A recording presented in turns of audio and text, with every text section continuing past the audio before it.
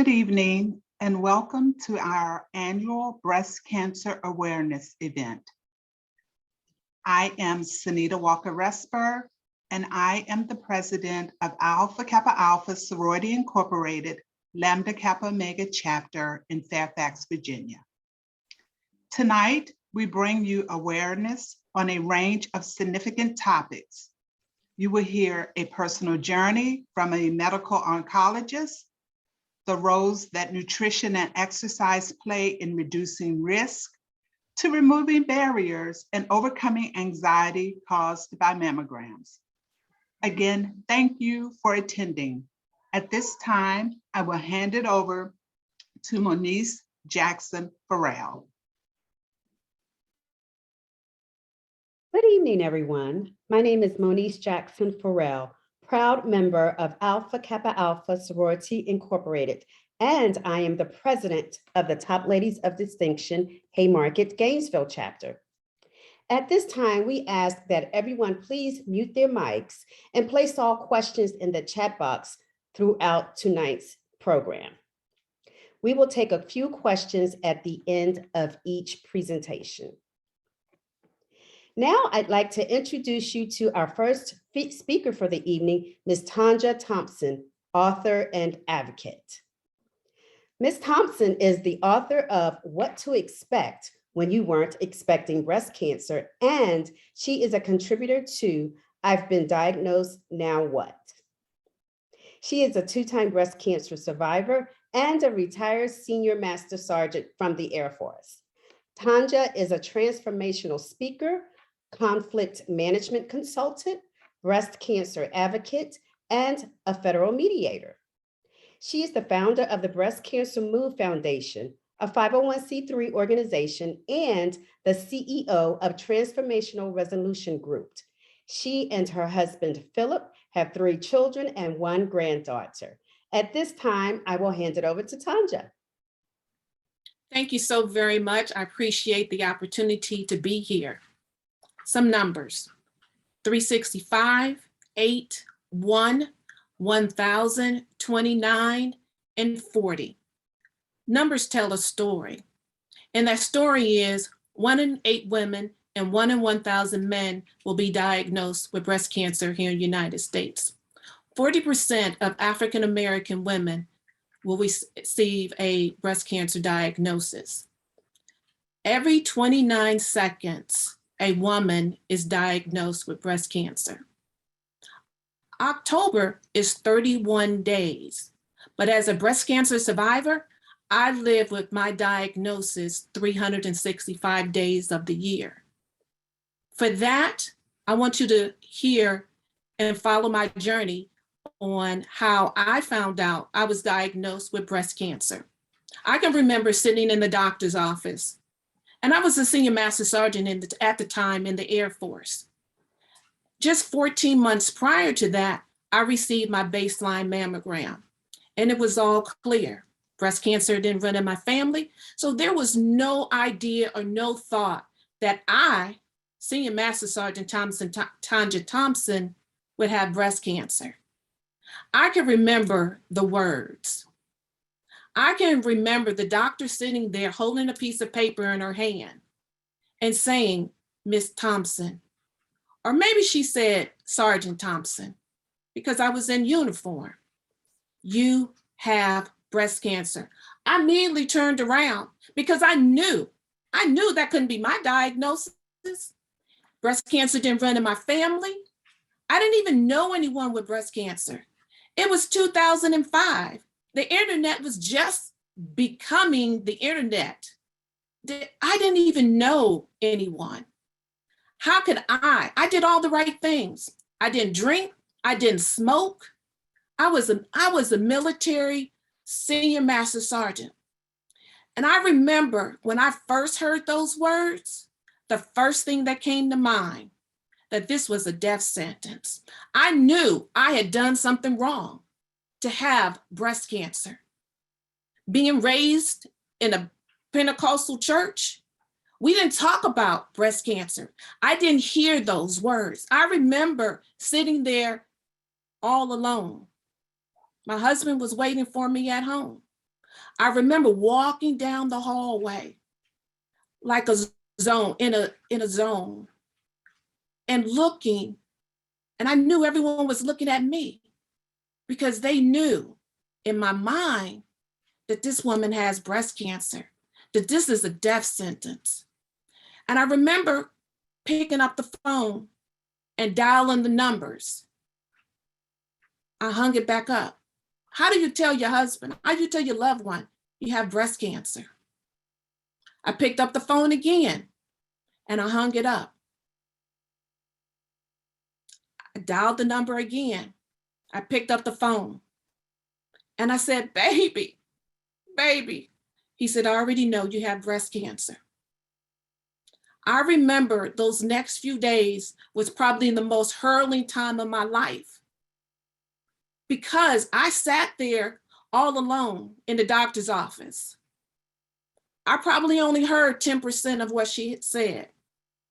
The other 90%, I had to rely on my husband to get, because I didn't hear that you had HER2 positive, that it was aggressive, and that just in that short period of time, it had transformed throughout both of your breasts, which required you to have a bilateral mastectomy. I was only 42 years old. I had 3 young kids at home.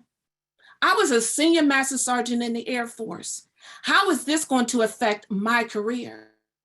How was I going to be able to move forward with this diagnosis? So you know what I did in 2005? I didn't tell anybody. I was shamed. I felt that I had done something wrong. So I lived not even comprehending that you are a breast cancer survivor. And the reason I was able to hide is because I didn't have chemo and I didn't have irradiation the first time. So they took everything. So I was able to live and no one knew that I had breast cancer. But it changed the second time. 5 years, almost to the date and to the month, I was diagnosed again with breast cancer. But this time, God said, you're not going to live in shame. He said, you're not going to live with no one knowing that you have breast cancer. So what did he do? I had HER2 positive again, estrogen positive, and which required me to go through chemo and radiation. I could no longer hide being a breast cancer survivor. So you know what I did? I took it and I lived in it. 1 October was my first chemo treatment. By 30 October, my hair was completely gone. So you know what I did? I said, you know what, Tanja, just like everything in your life and what your grandmother told you, my grandmother said, she said, Tanja, hold on to what you got and you let the rest of it go. That's exactly what I did. So for Halloween, I had a funeral for my hair. My husband cut off my hair and we had a funeral for it. It was Halloween. So you had all this crazy stuff out and about. So, and you know what? For Halloween, my family came through. They showed up. I went as Aang, as the Avatar. Anybody know, watch the Avatar, who has children? He's the one with the bald head. And my husband literally painted an arrow down my head. I said, Tanja, if you're going to be in it, you might as well go deep dive. And that's exactly what I did. But you know what? I realized that my hair didn't define me.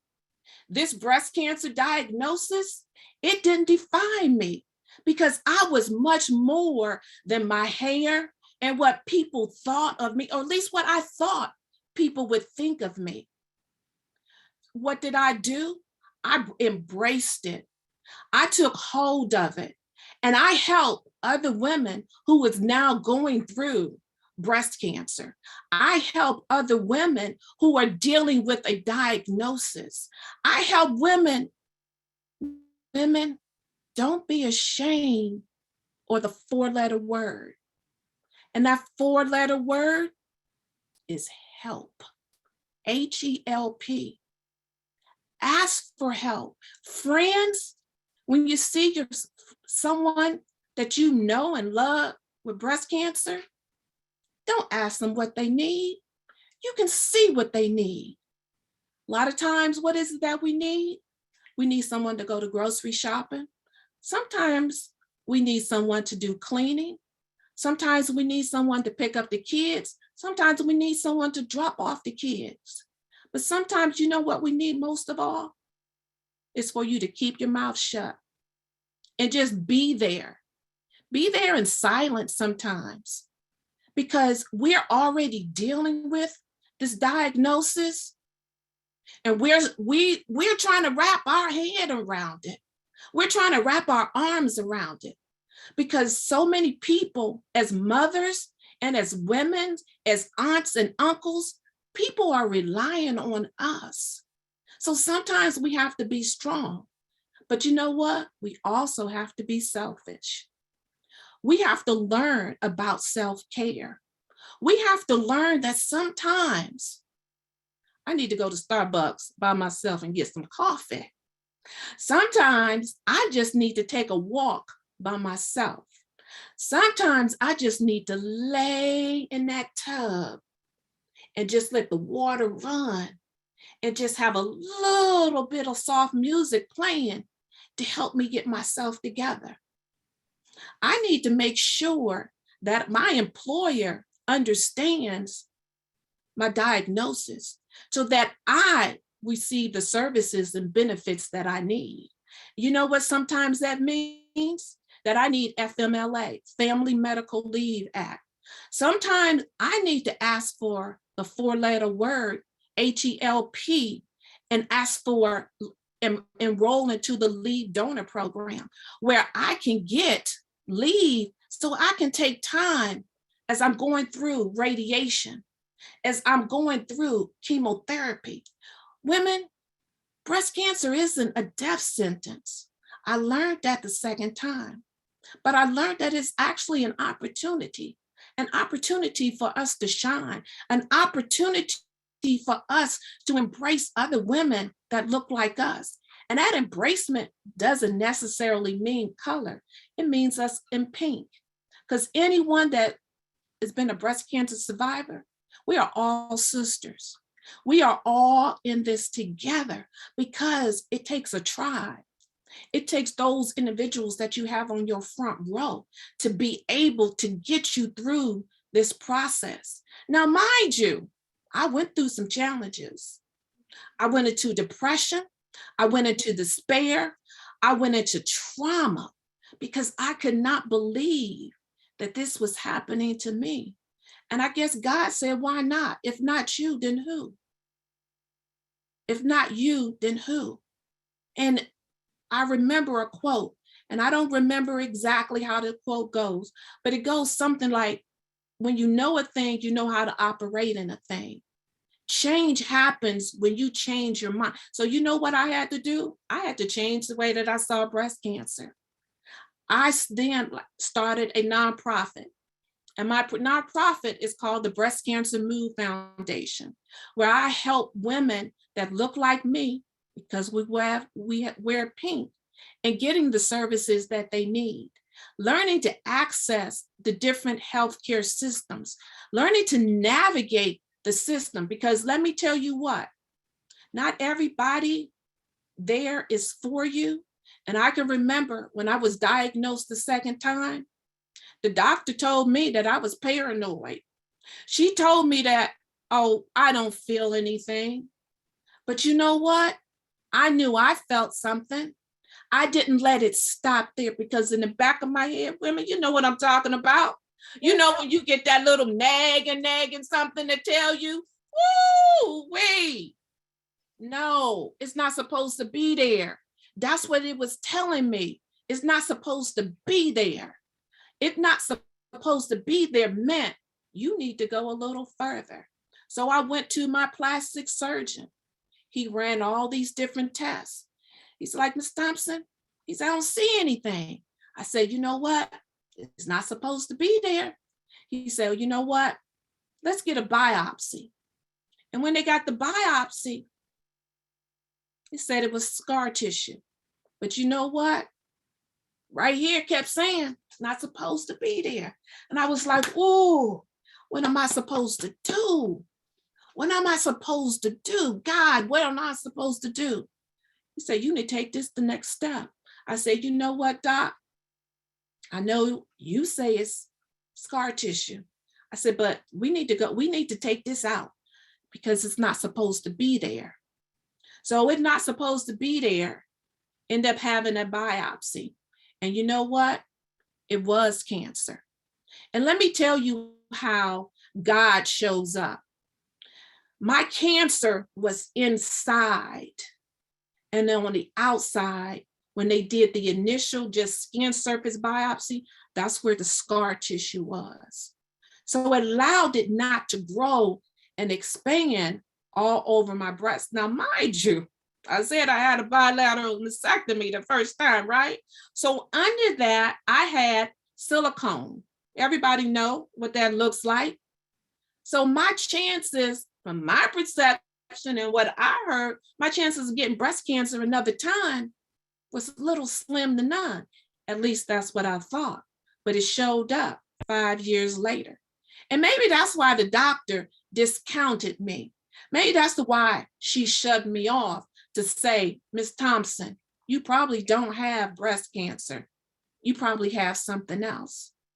But I say that because we need to make sure that we know how to access and navigate the system.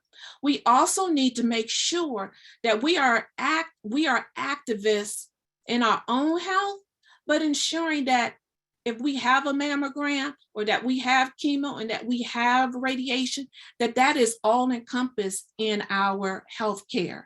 Now, mind you, I said I'm military, so my challenges are different than most, but still you have that copay.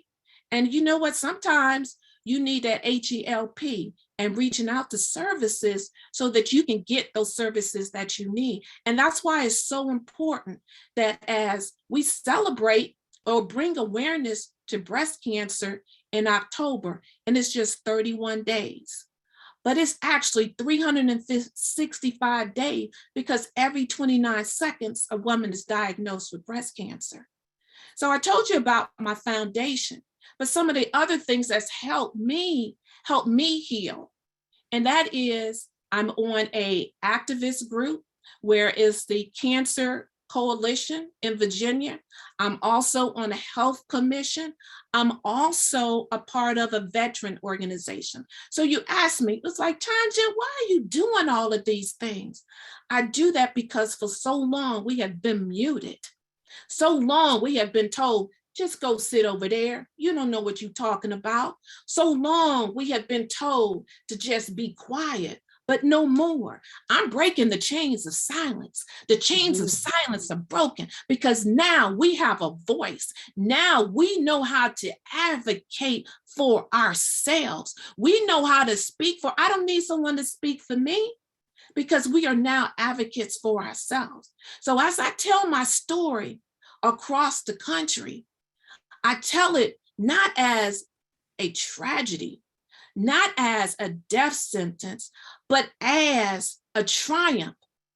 When I did my TED Talk in 2019, I guess that's when it was from tragedy to triumph. It was my journey with breast cancer because I turned something that was dark, something that was ugly, something that was hidden into triumph, into the light, because that's where it needs to be so that we can help other women so that they don't feel alone, so they don't feel that they are living in shame, because so often breast cancer is seen as unspeakable. So often it is seen as something that we shouldn't talk about, but we should.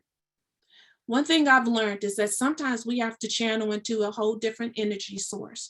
Sometimes we need to look at things that don't always make sense. So we have to be able to cross lines of barriers. We have to be able to embrace our children and understand that mommy is going through something, but mommy still loves you. Because when I went through cancer, my children suffered. My son went into depression.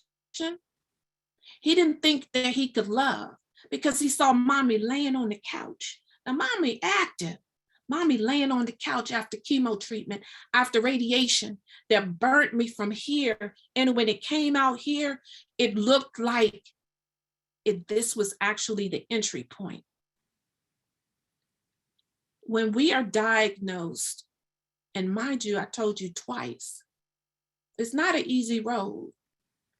But when we have people and when we have friends in our life to be able to help us along this journey, that 4-letter word that we don't always like to talk about, help.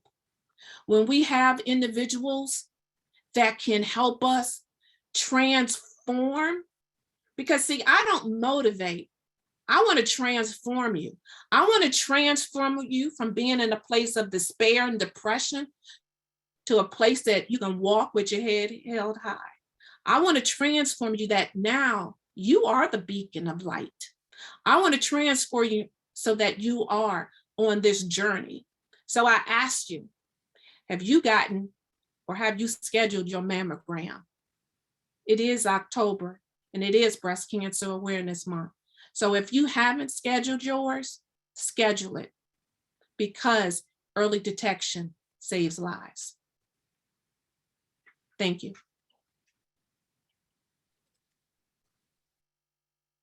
Thank you so much, Ms. Thompson, for that powerful, powerful testimony.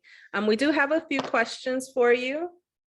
And if you have additional questions, please place them in the chat. What advice would you have for someone who is hesitant or nervous about getting a mammogram? You know, when I was first diagnosed in 2005, I had 4 or 5 probably before they actually made a diagnosis, because they couldn't believe that the breast cancer had ravaged through my breast. I would say go there with a positive attitude, go there with a positive mind, because it's not going to change the diagnosis. It's not going to change and what the end result is. So you go in it with a positive attitude. You go in it understanding that no matter what it is, I can handle it.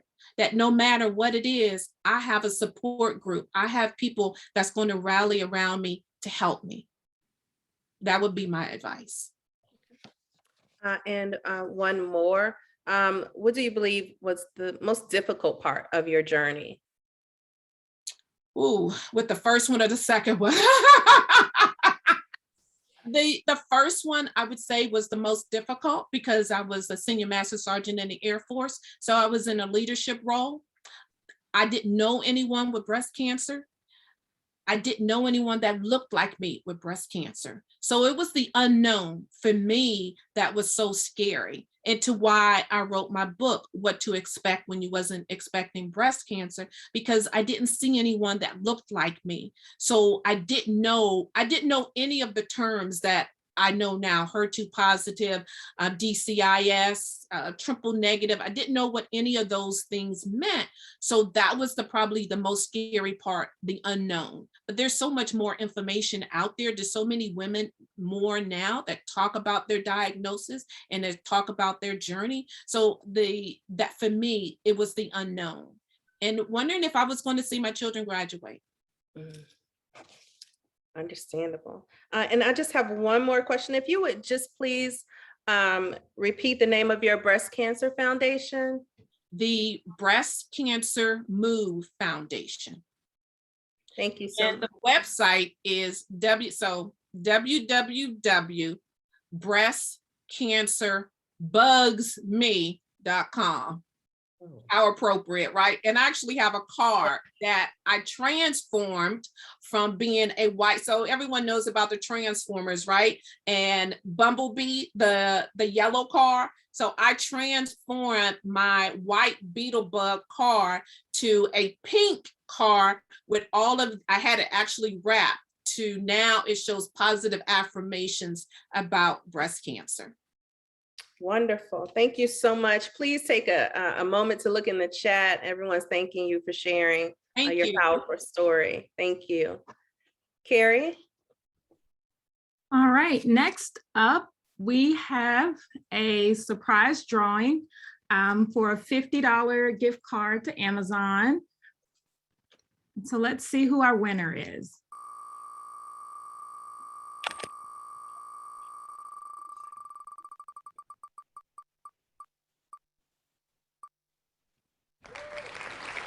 All right.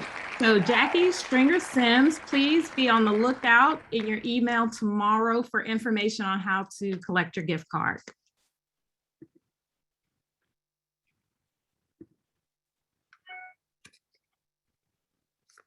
At this time, I'm going to hand it back over to Moniece. Thank you, Carrie.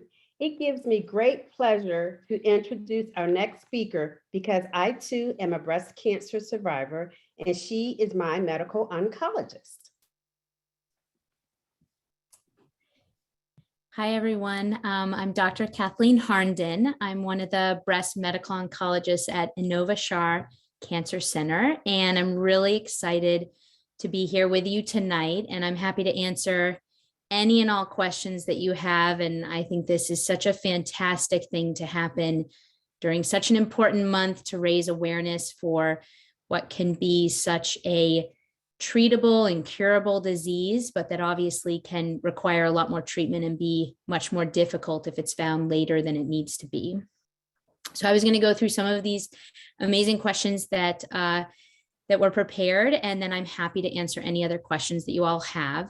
So I'm a medical oncologist, and what that means is that I am the person that typically is in charge of making sure that breast cancer not only doesn't spread to the rest of the body, but also ideally is treated in the entire body. And for some women, that means taking a pill. For some women, that means immunotherapy or getting the immune system to fight their cancer. For some women, that unfortunately means chemotherapy. And for some, it means a very targeted treatment.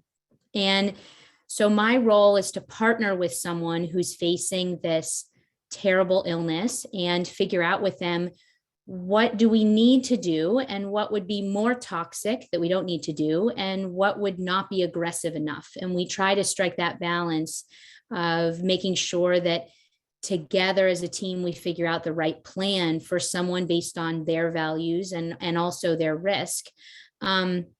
Typically, we're thought of as like the quarterback of the team. We help coordinate all the different members of the breast cancer medical team, and there's a lot of us: radiation oncologists, breast surgeons, genetic counselors, dietitians, the whole 9 yards. There's a lot of members of the team. The cancer therapists are really important as well.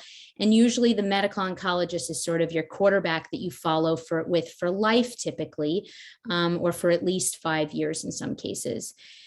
Getting a mammogram is the single most important thing that you can do to detect breast cancer, to find breast cancer at a stage when it can be most easily removed and treated and most curable.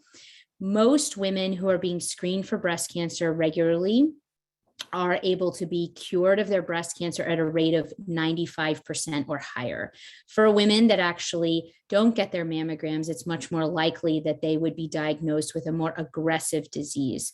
We also know that women of color are twice as likely to die of breast cancer than other women. And so this is something where we really have to think about why that is happening. And part of it is making sure that people are aware that they should be screened starting at age 40 and every year until they're no longer well enough to undergo a fairly simple outpatient surgery, which would remove a cancer. So there are many different guidelines out there, but all the cancer societies agree that starting at age 40, it should be every year. And you want to request a 3D mammogram. Your insurance really should cover that. And if they don't, it's something that is worth arguing for. 3D mammograms are both more sensitive, they find more breast cancers, and more specific. They're better at not picking up things that are not breast cancer.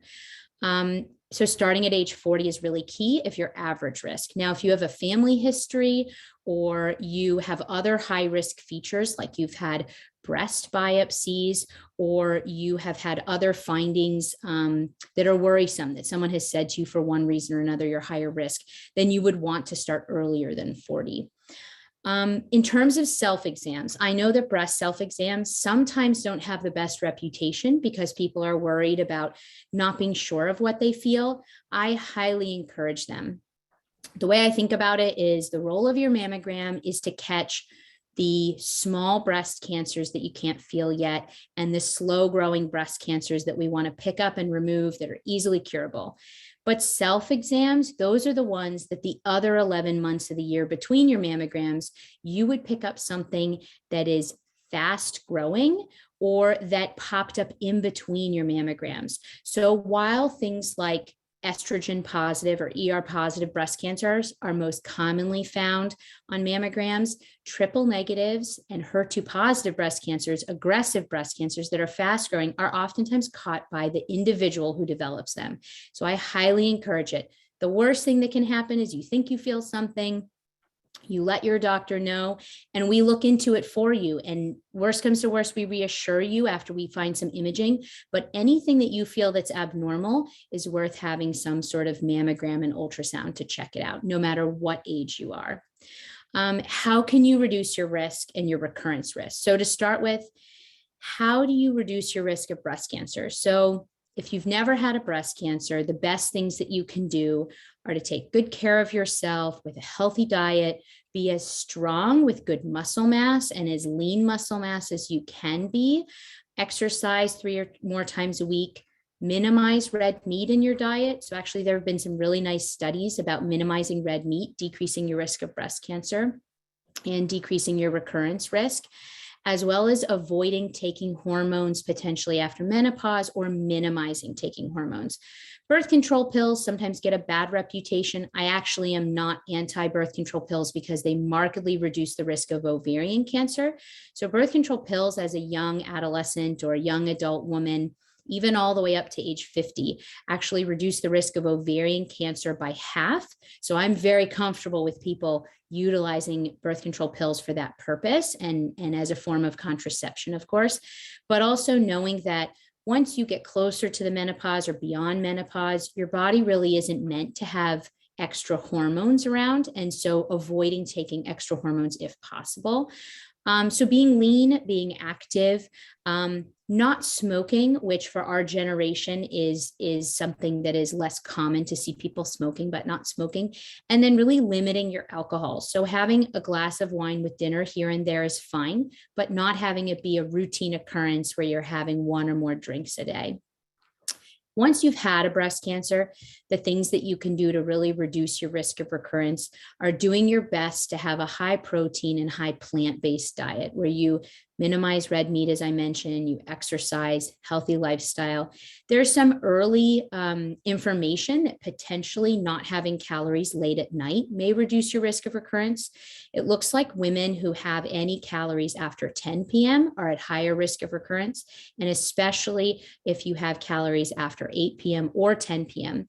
Interestingly, that held true whether someone was thin or overweight. So no matter what your weight and however healthy you are, it's probably a good idea to stop having calories earlier in the evening than 8 o'clock when possible.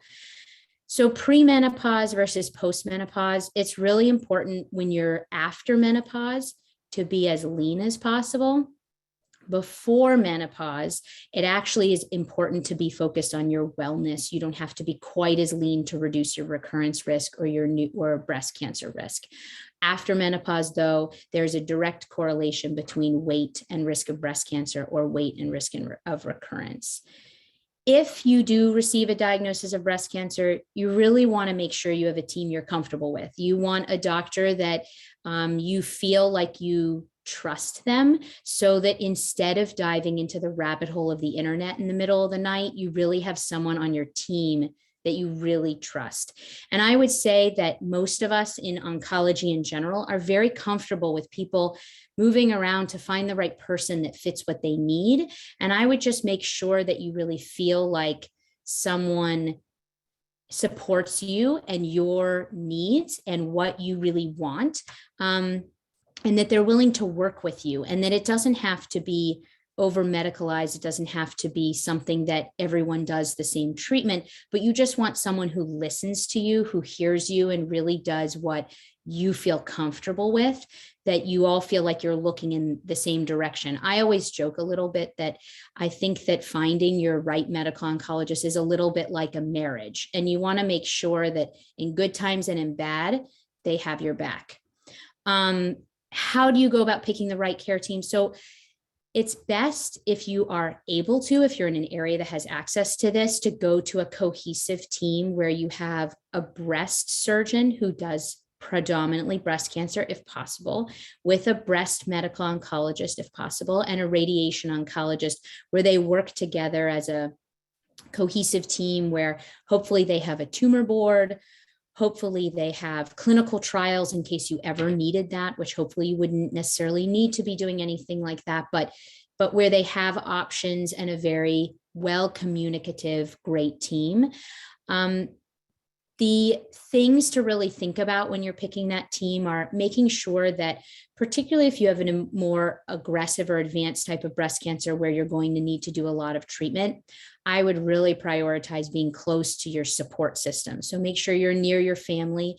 It's not worth going to a different state or a very far drive away for breast cancer care. Typically in the United States, you should be able to get really good care in most places, and make sure you have a care team that you're comfortable with.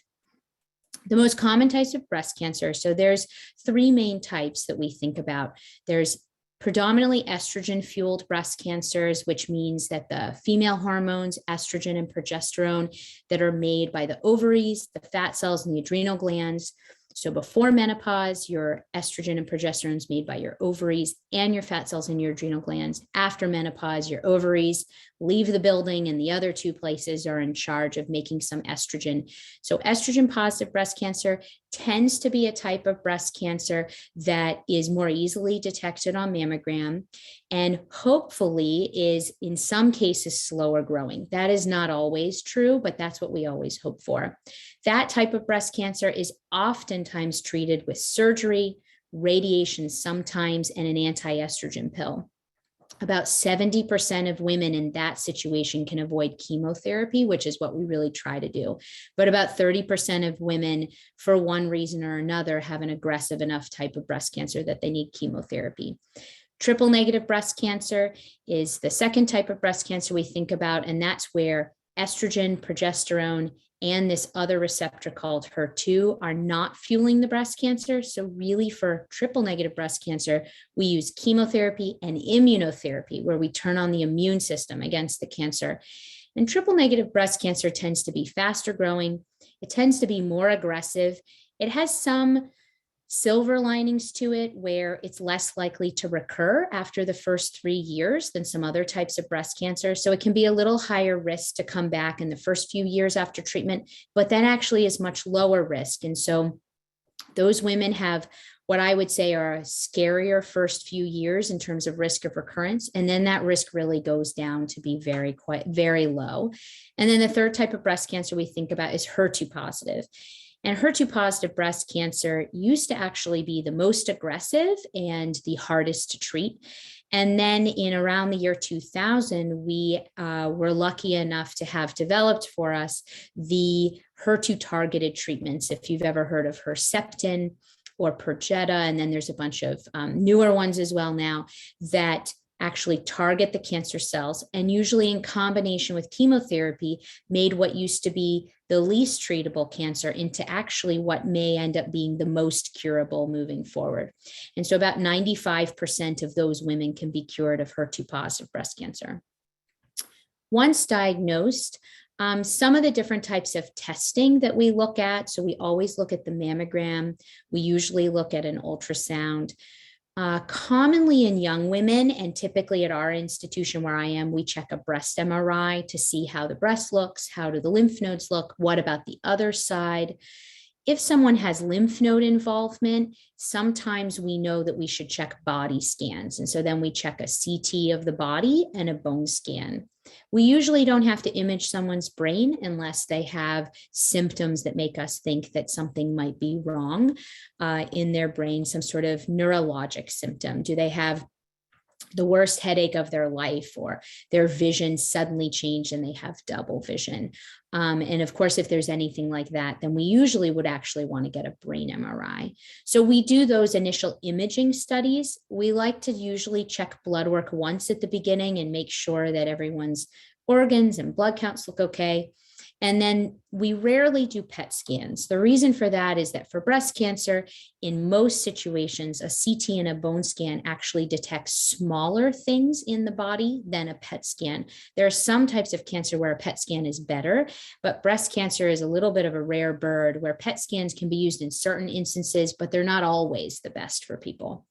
The other thing that we do to determine the risk is if someone has an estrogen positive, HER2 negative breast cancer, which is the most common, we oftentimes will send a test to tell us the risk of it coming back. And that can be an Oncotype test or a MammaPrint test. There's a couple other ones, but that will give us a very precise risk estimate that the breast cancer could spread. It also tells us if chemotherapy would be helpful. When you think about what kind of treatment is the right treatment for you? So meeting with your breast medical oncologist, one of the most important things is feeling like they talk to you about all the different things that they can help you with and what are the things that you have control over. I think one of the hardest things for women that have breast cancer is that most women that have breast cancer are very driven, focused career women. There's good evidence that it's more common in women who are well educated. There might be a stress component in that risk. And so one of the things that tends to be really hard is that there are many things in our life that we can control and that we're able to achieve and do just because we put our mind to it. But willing breast cancer away isn't one of them. And so when you think about what your different treatment options are, you really want to feel like you have a breast oncologist that's willing to talk to you about what can you do and what can they do for you. Conventional treatments are all the things I just mentioned. Holistic treatments are also really important as a conjunction with your primary team and your breast medical oncologist. I'm a big supporter of things like exercise planning and nutritional changes, as well as acupuncture, yoga, supportive care, a lot of, mind-body connective work I think is really important. I think the thing where you have to be careful is where do you draw the line about what you're able to do versus what might be harmful. And I think that it depends on the person and it depends on your breast oncologist, but you really have to have a team where you feel like you can bring up the things that you hear about and read about and that someone will listen to you, but at the same time, you don't end up down a path where you could end up accidentally getting in your own way, which we sometimes see if someone tries hard with a lot of things that are just unknown. You just don't want to do anything that could put you in a worse position. So if there's any one thing that I wish women knew, I wish that they really knew that if they get proper screening and they take good care of themselves and they exercise and they do their best to live a very centered and as calm of a life as is possible in 2021. I really do think that if you do those things, you're doing everything in your power to prevent breast cancer or to prevent recurrence. And that if it does happen, there is an extremely high chance that you will be cured of it. It may not be fun. It may not be what you wanted to do that year, but you should very likely be cured of it. So don't be afraid to get your imaging and don't be afraid that if you feel something, to go to your doctor and say you think there's something wrong and advocate for yourself. But you should do really amazing things, even if it comes up, and you really should be okay at the end of the road. So don't let fear drive you away from seeing your medical team if you need something.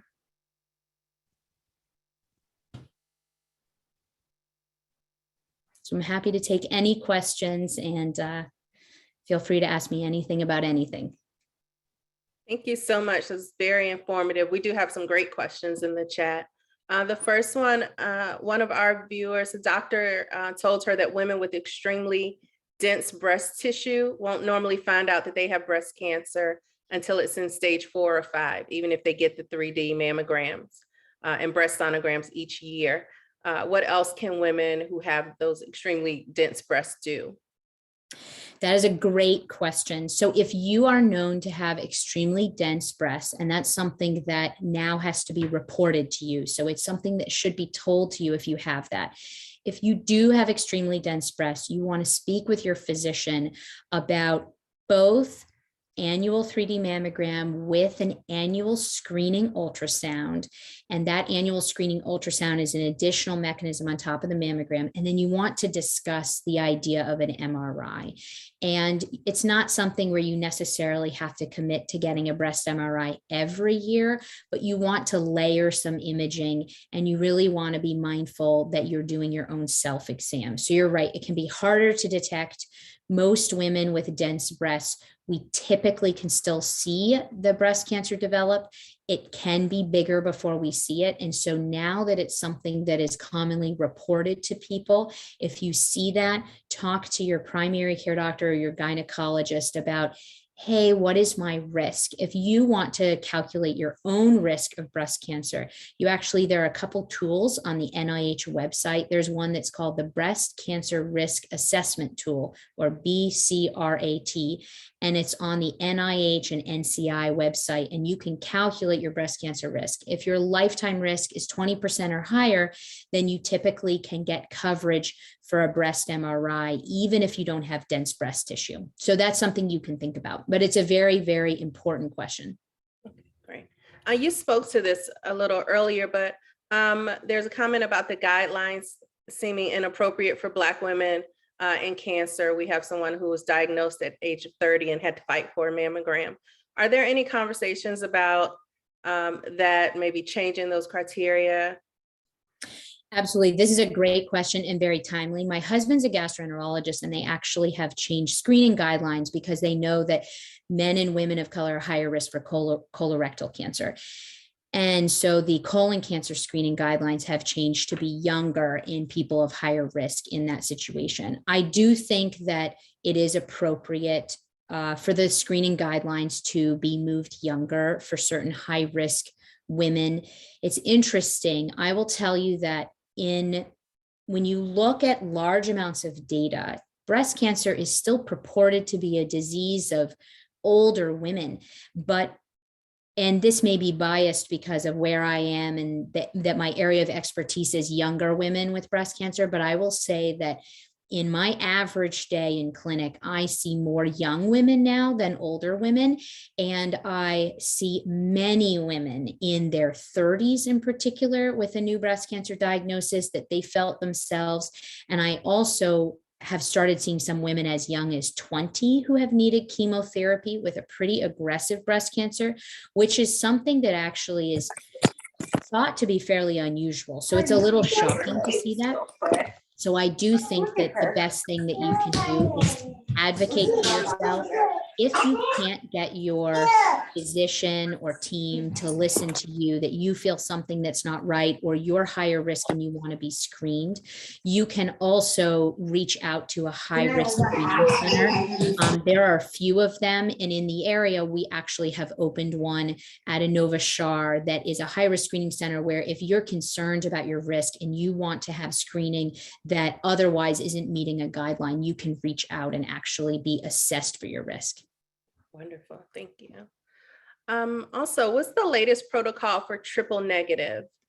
That's a great question and something that just changed this year. So we actually now use, for curable triple negative breast cancer, we use a combination of chemotherapy with an immunotherapy that's called Keytruda. And we use those in combination for about 6 months before surgery. And then someone typically goes to surgery second now with triple negative breast cancer. And then afterwards, they would actually complete 9 more doses with immunotherapy with Keytruda. And it has improved cure rates. The longer term data is still pending, but in the short term, it's already improving cure rates and saving about 8 more women out of 100 with triple negative breast cancer that's curable. So big strides in triple negative breast cancer this year. That study is called Keynote. KEYNOTE, Keynote 522. And San Antonio Breast Cancer Symposium is every December.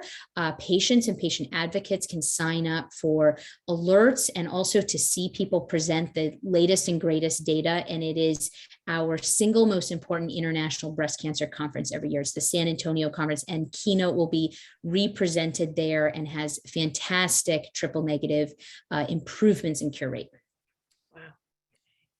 Wow. Is there another way to detect the spread of cancer besides a PET scan? Yes. So some of the things that I rely heavily on are after someone finishes treatment and they're in their survivorship stage, really having them going back to trusting their instincts about their body. If they feel something is not right, then we go investigating. That actually tends to lead you down the right path faster than any amount of scans or blood work. So typically, I make sure that when someone comes in for their appointment, the vast majority of it, other than, reconnecting when I don't get to see someone as often anymore, is figuring out, is there any little thing that they didn't feel like was important enough to mention in between appointments? Is there any little thing that has popped up that they feel that's persistent? So my single biggest advice would be, if you feel a new symptom that is persistent, that lasts for more than a week, it's something that you would want your oncologist to know about. And that is better than any scheduled imaging or blood work. What about having children after hormone-positive breast cancer? It's a great question. So I actually have many patients who have done this. I have a great group of women who have had babies, and I love then having their post breast cancer babies come to clinic. I think I probably have about 35 women at this point that have done that in the last few years. Typically, what we advise is that you go through your breast cancer treatment, whatever that may be, and you're on the anti-estrogen medicine. And once you've done 2 years of the anti-estrogen medicine, you then typically can go ahead, take a pause, as long as everyone feels like it's safe, but it's thought to be generally safe. 2 years on the medicine, take a pause, get pregnant, have your baby, and then back on the medicine to complete whatever length of time you had agreed to, either 5 years, 7 or 10 years. There's different reasons for different ones, but babies after breast cancer are very possible, and they are fantastic and a great hopeful addition to the cancer center. I'm sure. Does alkaline water have any effect on decreasing breast cancer? Oh, this is a great question. So actually, your stomach is so acidic that anything you eat or drink, your stomach will make fairly acidic. Some people feel like they like alkaline water. They like the way it makes them feel. They like the way that it makes them taste. But unfortunately, there aren't any true anti-cancer benefits to it. I don't have any problem with people using it, but it's unlikely to by itself help any more than typical hydrating water. Can you talk about the gene marker tests? Should everyone get those tests if they know they have the gene? That's a great question. So if you have any family history of breast cancer, then it is definitely something to consider. If you have breast cancer yourself, triple negative at any age, you should have gene testing, because we now have options in treatment that's guided towards that. If you have any kind of breast cancer under age 50 or any age you have triple negative, then you would want to have gene testing. If you have a first degree relative, so mother, sister, daughter that had breast cancer, you would want to be genetically tested if you develop a breast cancer. The best person to test in the family is the person that develops the breast cancer. So if you yourself haven't had it, but you have a family member that's had breast cancer, it's great to have them get tested first to give you the best information for yourself and your family members. If you want to be genetically tested and you don't meet those criteria, you can actually see a genetics counselor and they can help you pick out a panel.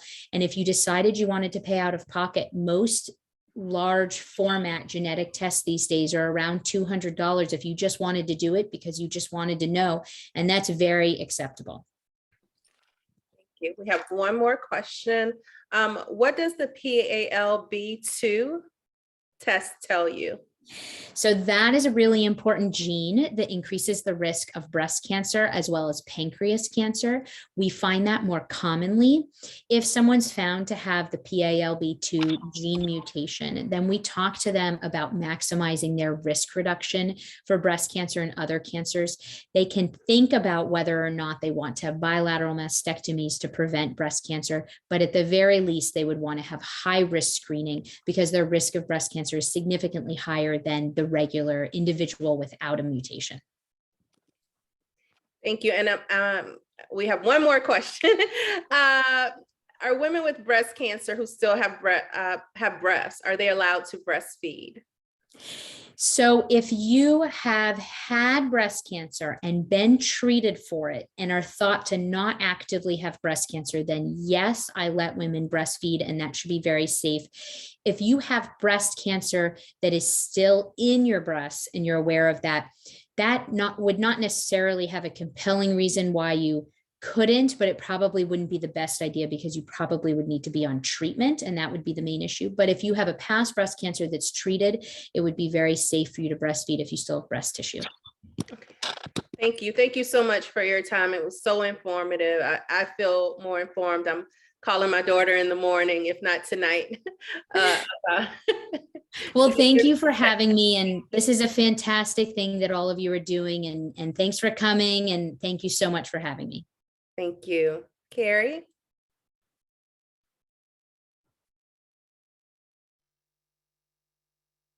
Okay, thank you so much again, Dr. Harnden. And next up, we have another drawing, and this time it's going to be for a $50 Cheesecake Factory gift card. And this is just something to say thank you for your participation and thank you for attending.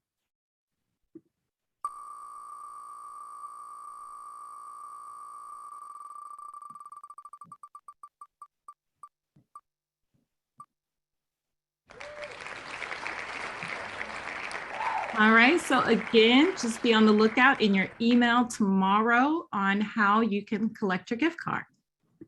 And now I'm going to hand it back over to Moniece.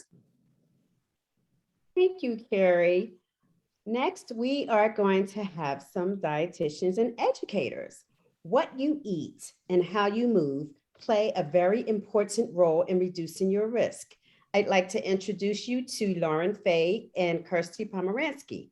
Lauren is a registered dietitian who joined Life with Cancer in April 2018. She is a native of Northern Virginia and a James Madison University graduate. Lauren is a board certified oncology nutrition specialist, as well as a nutrition support person. In her current position, she provides nutritional counseling and recommendations to help support the needs of patients and caregivers before, during, and after cancer treatment. Using evidence-based information, Lauren can help clarify the complex topics related to nutrition in cancer to help alleviate confusion and stress. Kirsty Pomeranski currently oversees exercise program for cancer patients and survivors at Life with Cancer. She is a member of and certified by the following organizations: the American Council on Exercise, the National Academy of Sports Medicine, and the Cancer Exercise Training Institute. She is a 5-year cancer survivor and has made it her life's work to help inspire, educate, and empower others to adopt healthy lifestyle choices to optimize their health. I bring you both, Christy and Lauren. Thank you. Thank you so much for that introduction. We're both thrilled to be here with you all this evening and hoping to transition our programming from the wonderful testimony that Tanja gave us to begin with, and of course, the excellent and such important information that Dr. Harnden just shared with us, to focusing on ways that you can help with reducing your risk for breast cancer occurrence or recurrence. And we're going to talk about those relationships in these next couple of segments. And so I'm going to start by focusing on the nutrition component of risk reduction for breast cancer. So if you don't mind, go to the next slide. Thank you. So I like to address kind of the elephant in the room when it comes to nutrition and cancer information from the get-go here. What makes it so complicated to know what to eat to do what's best for our body to reduce our risk for breast cancer occurrence and recurrence? Well, I think as Tanja insinuated with her comment about people often offering advice in many realms after a diagnosis of cancer, but even before for preventative reasons, the reality is right now in our culture, we are bombarded with information about nutrition and cancer from so many different angles, right? Whether it's our friend or acquaintance posting something on social media, or whether hearing something on the news or seeing a headline on a magazine when you're checking out at the grocery store, or again, having friends, family members, and sometimes, people you don't even know that well, offering information up about what you should be doing from a nutrition standpoint. So what I believe in my optimistic heart of hearts is that all of these individuals in all of those different realms offering this information have good intent, right? Their intention is to help keep you healthy. However, what they don't recognize is that unfortunately, when they're sharing information that's either not based in evidence, meaning scientific data that actually shows us that, or one of the larger categories I see more recently is incorrect interpretations of evidence in terms of what science is actually able to show in terms of nutrition and our impact on risk for breast cancer, or again, not recognizing that our nutrition priorities can change at different times in our lives based on what we're going through, including a cancer diagnosis. And so they don't recognize that although intent may be good, it can be confusing and stressful when you're getting mixed messages about what you should be consuming. This is one of the most important roles of an oncology dietitian, is to help with providing that clarification of correctly interpreted evidence to help with you understanding what we do truly have science to support in terms of risk reduction for breast cancer. So I want to share with you one of our most up-to-date comprehensive resources for this guidance that is you see on your screen before you right now. So this is a report that is actually the third version of guidelines in regards to nutrition as well as physical activity to help with reduction of risk for all cancer types, including breast cancer. To explain about how these guidelines are put together, we have to go back in history a little bit, all the way back to the mid-90s. So back in the mid-90s, we had a problem identified by the two organizations who have authored these guidelines, the American Institute for Cancer Research and the World Cancer Research Fund, and the scientists involved in both of those groups identified a large problem when it came to nutrition science and its study on its relationship to cancer. At that point in time, we had 2 to 3 decades worth of good quality data looking at the relationship between diet and cancer, but most of those studies were looking at one food or one nutrient and one cancer type, including individual nutrients' influence on breast cancer, right? And so all of these individual studies are helpful information and good science, but they don't help us put together a plate of food for dinner. So what these scientists sought the need to do was bring together all the data they had at the time, remove the studies that were bad science because you don't want bad science influencing guidelines, and then look for where there was patterns that they could translate into guidelines that clinicians like myself could use to help guide you to reduce your risk for cancer, as well as for public health guidelines to reduce risk for cancer overall. And so that first set of guidelines was published back in 1997, but obviously research is growing and ongoing. So in 2007, those same two groups went back to the table to update their guidelines. And one of the most important advancements and additions to that set of guidelines was that in 2007, thankfully, because of improvements in screening techniques and treatment outcomes, we had a lot more data on cancer survivors. And what they found is that the same mechanisms that appear to protect against original cancer occurrence also appear to protect against its return. So these are guidelines that are appropriate, not just for the original protection against breast cancer, but also reducing your risk for that recurrence if you have already gone through that diagnosis and survived beyond it. So obviously, once again, research is growing and ongoing. So fast forwarding to 2018, their third version of these guidelines were released. And when I say comprehensive evidence-based data, I want to emphasize what I mean by that. I'm holding up a copy of the summary that you see a picture of here, that's about 113 pages long. The full report is 2,000 pages, and the evidence supporting it is another 10,000 pages. So when I say evidence-based data, I mean a lot of it. And I make that point very intentionally because nutrition science is hard. We do not eat foods or nutrients in isolation. We eat diets, and it takes a tremendous amount of data for us to show true causal impact between what we consume and cancer risk. It's not impossible to find that information, but it does take a tremendous amount of science. And so that is why guidelines like these are really where we want to focus on putting our energy and following to help with risk reduction, because we have so much data to support it. If you don't mind going to the next slide, it will show a summary of the 10 guidelines that these authors were able to conclusively say are ways that we can help reduce our risk for all cancer types and cancer recurrence, including breast cancers.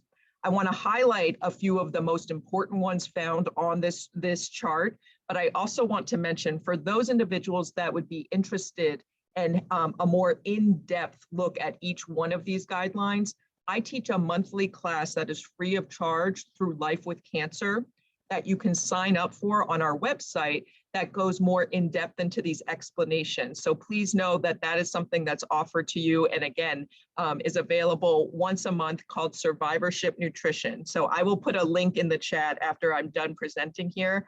Please know that that would be something I would welcome you to join if you're interested. Something that Dr. Harnden touched on in terms of risk reduction is in regards to maintaining a healthy body weight, but more specifically, maintaining a healthy body composition. And so what we mean by that is having physical activity habits and diet patterns that help support lean body mass and minimize excess fat mass. As Dr. Harnden suggested, fat mass can produce certain hormones, estrogen, that can fuel certain breast tumor types.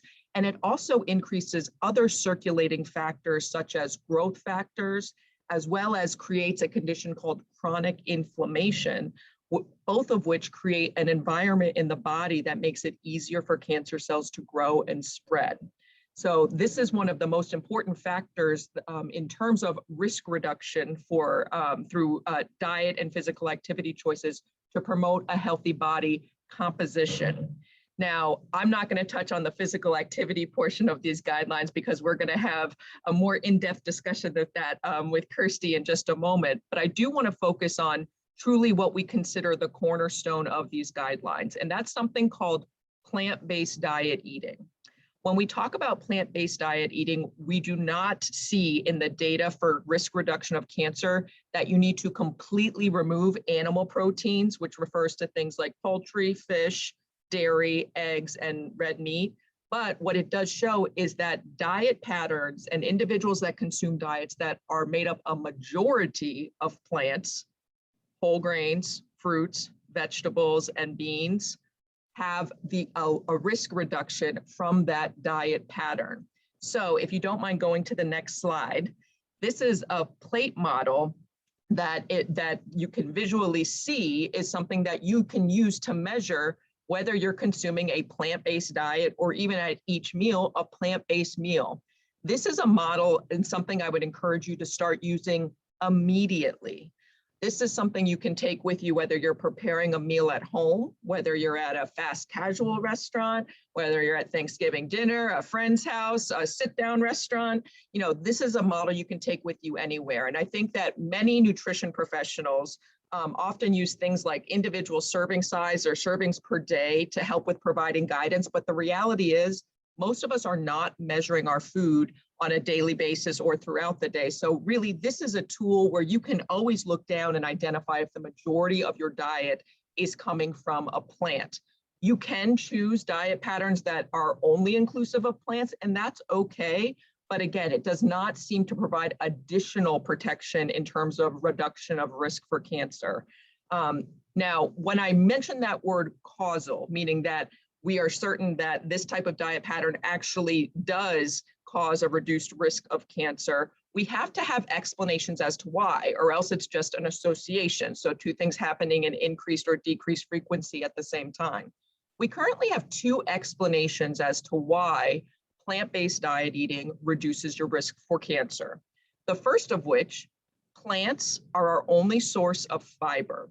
Fiber is something that fills us up, and plants, generally speaking, are lower in calories. That combination helps keep us full for less calories, which promotes a healthy body composition that minimizes excess fat tissue.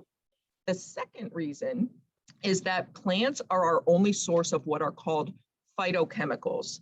This word translates to plant-based chemicals, and this is typically what you're hearing about when you hear about a nutrition and cancer study. It's your isoflavones, lycopenes, beta carotenes, anthocyanins, all the different chemical components of plants, many of which we don't fully understand how they function, but help create an environment in the body that makes it harder for cancer cells to develop, grow, and spread. A couple things we do culturally that's kind of incorrect in terms of plants and plant-based diets is we love nothing more than to rank them, right? We love a superfood list. We love to say we need all the kale one week and all the pomegranates next week. But the reality is what we see in the data is that the people that benefit the most from plant-based diet eating are the ones that are consuming the widest variety of colors and plants, because that is exposing you to as many different phytochemicals as possible, because all those different colors are being driven by different combinations of phytochemicals. Those lists are short-sighted because we estimate there's probably about 4,000 different phytochemicals. We've only studied and identified about 150 of them. And every time you're taking a bite out of a plant, you're usually getting 100 different ones. So the idea when we identify a superfood based on one of their nutrient components is ignoring the synergy and the enormous quantity of different nutrients that are provided in that food that are likely functioning together to best support our body. This is another reason why we don't see benefits in regards to cancer taking high doses of those individual nutrients. When we take them, extract them from a food, concentrate them, and take them in pill or powder form. So another part of these guidelines that kind of relates to this is the idea that in the absence of a deficiency, we do not recommend any individual vitamin, mineral, herb, or supplement. Our best source of these nutrients is from our food. You don't mind going to the next slide? So I wanted to make sure that I provided you with a resource to find some recipes that are really consistent with these guidelines. The American Institute for Cancer Research, in my opinion, in my professional opinion, is the best evidence-based, well-translated resource for nutrition and cancer information. They have a tremendous amount of ways to learn about nutrition science and cancer, as well as many different programs that they offer to help with teaching you and helping you achieve following these recommendations for risk reduction, including an awesome resource of recipes. And so I would really encourage you to check these out. And these are consistent with the guidelines that they've established. If you're interested in getting a copy of their guidelines, you can also get electronic copies of that report I've discussed for free, and either through PDF or ordering a book copy. So please check that out. Now, opportunities for education about things like nutrition guidelines are certainly one great way to get informed about, again, correctly interpreted evidence regarding nutrition and cancer, but it doesn't replace what can be provided in an individual consultation by a registered dietitian. So registered dietitians are the only licensed nutrition professionals in the United States. And if you're looking to meet with one, either to speak about an oncology diagnosis or any other health reason, no matter where you live, you can go on the Academy of Nutrition and Dietetics website, which is the organization that credentials registered dietitians. And on their main homepage, you can click in the upper right-hand corner on Find an Expert. This allows you to search by zip code and then by specialty for what you might be looking for in terms of nutrition counseling to find dietitians in your area. Certainly, if you are undergoing cancer treatment or have recovered from cancer and are in survivorship and are looking for that counseling, we do offer oncology nutrition counseling through Life with Cancer. Or if you're living in a location that's not close to here, you could always talk with your treatment team about opportunities, or once again, use this resource that I've put in front of you. So with that, I'm going to pass the baton to my colleague Kirsty and look forward to answering some questions after she has the opportunity to talk to you. Awesome, Lauren. Thank you so much. It's a pleasure to be here tonight. And I've tried many of those recipes myself, and I can say that they're very tasty. I try them out for our newsletters, and they're actually quite easy to make as well. So got to keep working on those, eating the rainbow. So we've talked about, diet and nutrition and how it plays an important role. You've heard from Dr. Hardin about how exercise plays an important role in keeping body mass index at a healthy rate. And the evidence is very strong and very clear that about 150 minutes to 300 minutes of moderate to vigorous exercise activity a week can help reduce your levels of estrogen and growth factors that contribute to increase in cases of breast and colon cancer. It prevents high levels of insulin in the bloodstream, which has been linked to the development and progression of breast and colon cancer. It reduces inflammation. It helps your immune system, aids in digestion, improves your sleep, which is actually one of the most important times for our bodies to rest and repair. We do a lot of amazing healing during this process. And so that actually does help make us want to sleep more. It helps improve mental health. I can attest to this firsthand. I can really relate to Tanja's story, especially about the feelings of like, you've done something wrong. When you're eating well and you're exercising and you still end up with a diagnosis like I did and like she did at an early age, you kind of go down this loophole of, what could I have done differently? But, really that's where you can kind of use your resources, counseling, and work through diet and nutrition to help manage, your anxiety and depression from a diagnosis. Exercise, we've got to reduce the risk of sedentary lifestyles. I don't know if anybody experienced some of the challenges that we've gone through this past year of just sitting more. We've probably been in front of computers for longer periods of time. And it's really been challenging to get outside, move, be our normal active selves. So that's really something that we've got to be mindful of and really using this formula in our lives. And it's going to look a little bit differently for everyone. We want to make sure that we're particularly reducing the risk for obesity because we do want to avoid other comorbidities which are associated with that. And this is only going to help reduce our risk of cancer. All right, next slide, please. So this is kind of a snapshot. This is how this 150 to 300 minutes should look like in your life. This is kind of a balanced approach. Now, let me reiterate, there's no one size fits all approach to this. So you really have to find what speaks to you as an individual and what your current fitness levels are. But this is a great starting point. So, aiming for aerobic activity. I think we tend to think more is more and we have to punish ourselves through exercise. And really it should be, something that we enjoy doing and it's a form of self-care. So looking at ways to integrate 3 to 5 days of aerobic based activities. And this can look like dancing, biking, housekeeping counts. And I also think walking is kind of one of my favorite forms of just staying active. So you see the little RPE, well, that stands for rate of perceived exertion. And I like to break it down on a scale of like 1 to 10. 1 means like you're laying on the couch. 10 means you're about to, pass out and you can't physically push yourself anymore. And so that should be about the range that you're working in. It's going to look and feel a little bit differently for each individual, especially based on your current fitness levels. Strength-based exercise, I can't stress this enough. Women, we need to lift weights. This is the way we are going to keep our metabolisms going. We are going to put on that muscle. We're going to stay strong. We're going to prevent falls. We are going to, really help stave off osteoporosis and just really keep ourselves young. So this is a great way to do it. And you can aim for starting off between 2 and 3 days a week, anywhere from 20 to 60 minutes. And I like to use functional movements. So movements that we would perform in our everyday lives, things that would make us move and live better.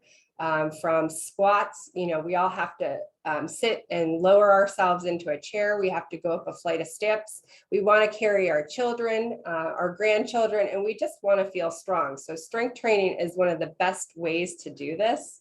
And so really picking about 5 to 9 different exercises, and then picking a program and doing it about 2 to 3 days a week, allowing for 24 to 48 hours of rest in between. And then working on that mind-body component, as Dr. Hardin talked about, ways of managing stress.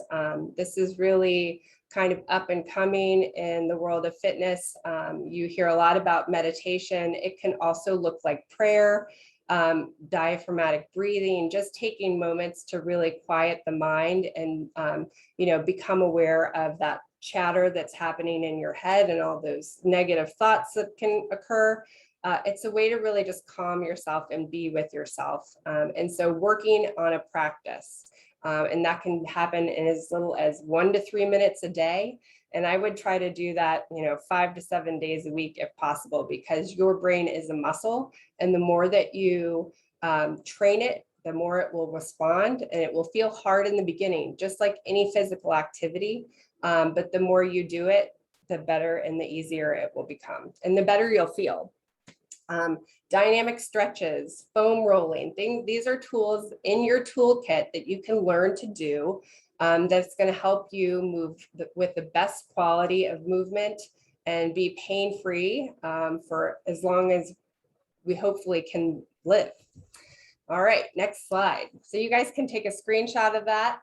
I've worked with a lot of different women. I mean, hundreds of women over like the past decade that I've worked as a personal trainer, health coach, and private practice and in other chain gyms. And these are some of the behaviors that I've kind of found are really important for your success. So like Tanja said, owning your own health. You are the person that has to live in this body, and you really have to connect with yourself and create a really strong relationship with yourself. I think that's something that I really didn't realize how important it was until I probably got to be in my 40s. Identifying and removing barriers to keeping you consistent. It's not about perfection, but it is really about consistency, and how do you string together these types of habits that is going to create this type of lifestyle and health that you seek. Our life is always moving, ever changing, and it's really about looking at our whole lives in a big, like, pulling back and looking at it from a whole. So looking at our relationships, our work-life balance, do we have a spiritual connection? Do we have time to create and play? And how do we look at creating that aspect for ourselves so that we can really begin to have a better relationship, have the time to take care of ourselves so that we can take care of our others. Finding your thing. I think this is kind of going to be something that will last a lifetime. I know that decade by decade we change. Our bodies change and our interests change. So, there's never been more opportunities to explore what your thing is than now, especially with things being virtual. You can drop into any sorts of classes. There's all sorts of things out there, and it's all accessible. So I encourage you guys to explore and find what your thing is and what brings you joy. Also, the highest form of self-love is discipline. I know that can be challenging to delay that instant gratification, but it is so worth it. And it really does help reinforce the behaviors that will create the kind of health that you seek. Buddying up. You got to buddy up with your friends, family, make it a family affair. I have 2, I'm a working professional, mother of 2 very active children, and I make them go to the gym with me because I don't feel as bad when I do that. Like, I know that that's not time I'm taking away from them. I'm actually investing it in my family, and I'm also modeling the behaviors that I want them to have and have that health that they can take into their young adult lives. Another key component, we've talked about this, is limiting alcohol. And this was a big factor for a lot of the women that I've worked with. I think in our society, we use alcohol as a stress reducer, and we also use it as a form of socialization. So we get together with friends for drinks. But if we're not careful and we're doing that a little bit too much, that does really, kind of get in the way of keeping that body mass index where we want to be. So we don't want to drink our calories. We want to be clear-minded, and we really want to look for other ways to kind of manage our stress. Learning to hear and identify your excuses. I think that is a huge component to becoming successful. I mean, I can't tell you how many times you can talk yourself out of like a workout, but if you can learn to identify when you're telling yourself, oh, I'm tired, I'll just do it tomorrow. And then you stop and you say, no, is this going to get me to where I want to be? Probably not. So you got to learn to hear those excuses and power through it. Get outside. That is also something that is really important to our overall wellness. We need the fresh air. We need the vitamin D, the sunshine. And I invite you, the next time you're feeling stressed, we talked about, all you hard driving, busy professional women trying to manage everything, and take care of your families and take care of yourselves. The next time you're feeling stressed, I invite you to go outside and just stand in a grassy area barefoot. I want you to connect with the ground. I want you to look up at the sky, and I want you to take some deep breaths, and I want you to feel some form of gratitude for what you have, because there's always something to be grateful for, and that really does help reduce stress levels. And last but not least, reward yourself. Just don't do it with food. So finding things that you really want. Maybe it's something you're going to save for. Maybe it's a trip, or a girl's trip, or a book that you've been really wanting to read, or it could be something very small. It could be a new outfit, pair of boots. That's really, it's really what you are into. So next slide, please. Oh, this one, I think we went backwards. All right, so here's a little exercise. I know you guys have been talked to a lot, but this is really about you and your plan. And I want you to pull out a piece of paper, and I want you to think about, out of all the information we've heard, be it diet or exercise, do you feel like you're being consistent in, some sort of behavior that is helping you meet your health goals? What area do you feel like you could focus on? Could it be cleaning up your diet, getting more vegetables? Could it be just becoming more consistent with exercise? I want you to think about one small thing that you can do and identify it. What is one small thing that you can do that's so easy that you can't say no to? So maybe that's just packing your shoes and putting them in the car and taking a walk on your lunch break, or packing your lunch. Something that's so easy that you can't say no to. That's a 10-minute workout. Just start there. And then what do you need to do to put your plan into action? So do you have to have a conversation with your family? Do you have to have a conversation, with your coworkers? Do you need to line up a fitness buddy? And how are you going to do this? What tools do you need? Do you need a gym membership? Do you need weights? Do you need resistance bands? Do you have the tools that you need to execute your health plan? And then how often are you going to do this? What does your life look like? Where is that time that you can find 20 to 30 minutes in your day? And then write it out, stick with that. What is your reward? I want you to write your reward down. And then how are you going to handle your setbacks? So we are bound to have setbacks. There's going to be days where we eat chocolate cake, or we don't, make the best food choices, but it's about, recollecting ourselves and then moving forward. So that's what I want you to think about and take away with from all this information that you've heard today.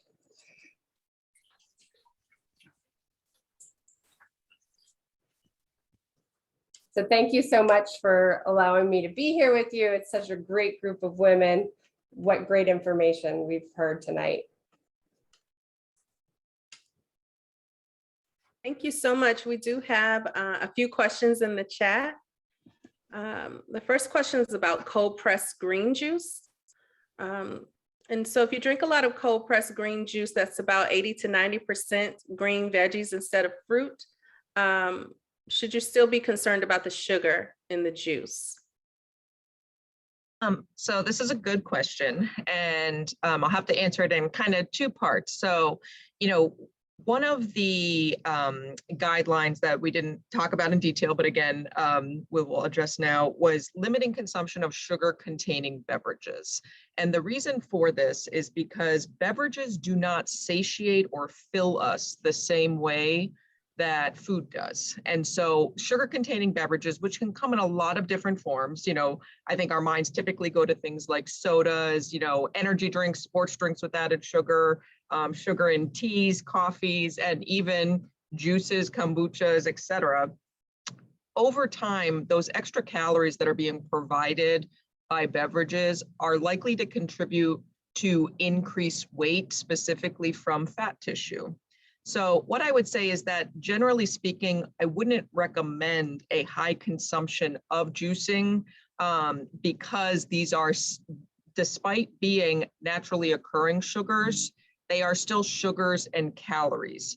So if it's something that you enjoy the taste of, trying to find ways to reduce the overall consumption to a level that is more moderate by either doing things like diluting it, for example, and using just a splash of that in of the juice in water might be an option. Or rather than juicing, trying to just consume those fruits and vegetables in whole form, or if you like that flavor in your beverage, chopping it up and flavoring the water. There's a misconception that it had drove the original, what I would say, interest in juicing. I think this was actually right around the time that I was finishing my education about 15 years ago, that this concept that we're not getting enough micronutrients, which refers to vitamins, minerals, and those phytochemicals I mentioned, from simply eating a diet with plants in it, and that we need to, again, juice a lot of kale, carrots, and extraordinary amounts of these fruits and vegetables and concentrate them into a drink by removing fiber. But that's really not the case. Micronutrient deficiencies are not something we see in our culture in individuals that don't have diseases that prevent them from adequately absorbing nutrients, which are very rare instances. And so the idea of needing those drinks for overall health is also something that I don't really have evidence to support. So if you do enjoy them, again, trying to consume them in moderation and trying to, the rest of the day, hydrate yourself with beverages that are not calorie or sugar containing, like water, unsweetened tea, unsweetened coffee, or again, water that has flavors from herbs or fruits or vegetables that you add to them to give them a hint. All right. What about the safety of plastic and bottled water? So I would say that, and I can say, I feel like I can answer this pretty clearly after I'm actually back getting a master's in public health and had to take environmental science, which is not the reason I was getting my master's in public health, but part of the coursework.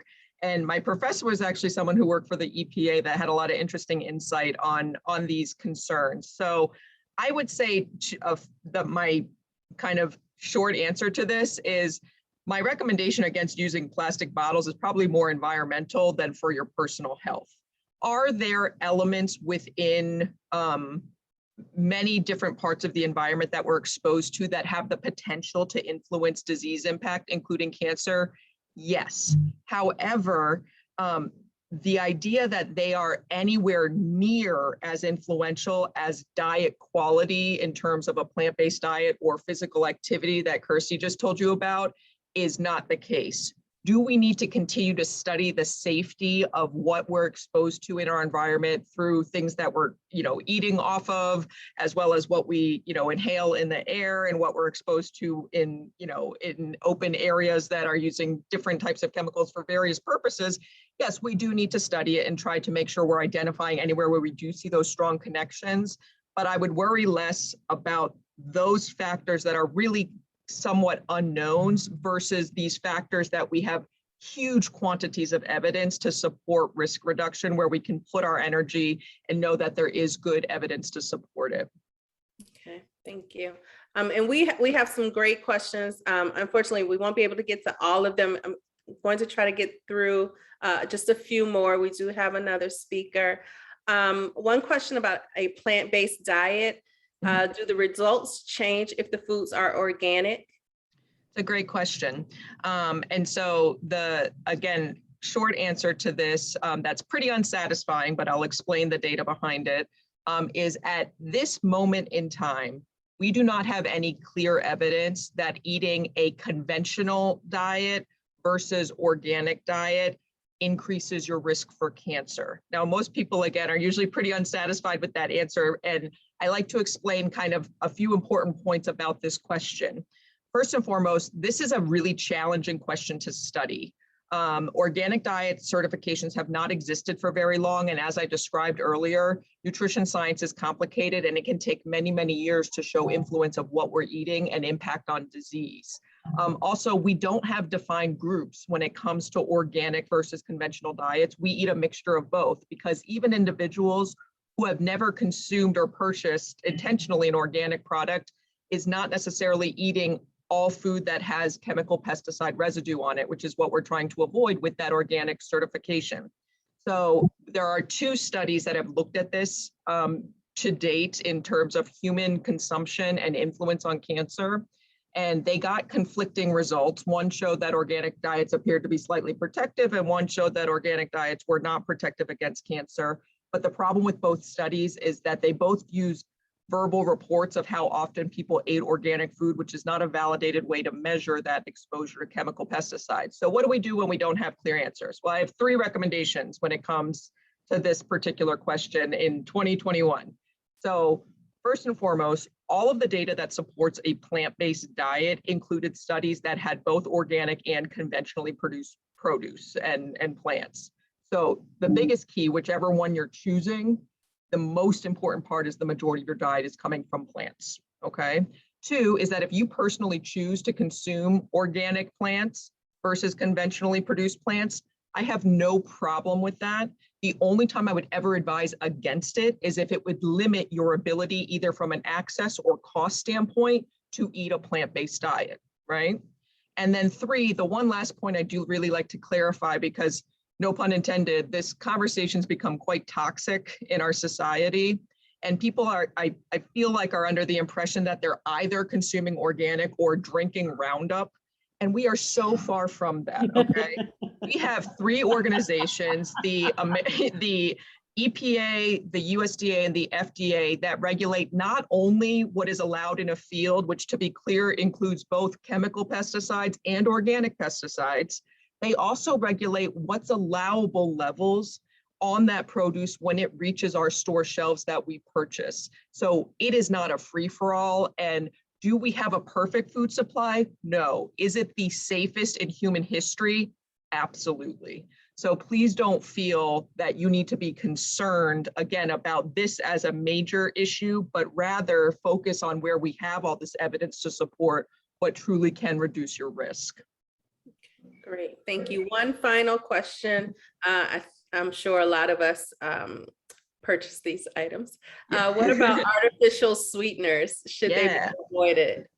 No, so this is another personal decision, but my role as a licensed nutrition professional is to make sure that you're making that decision not out of fear about what the science shows us. So in terms of impact on cancer risk, the current approved and allowable sugar alternatives in our country fall under a designation called generally recognized as safe, or GRAS.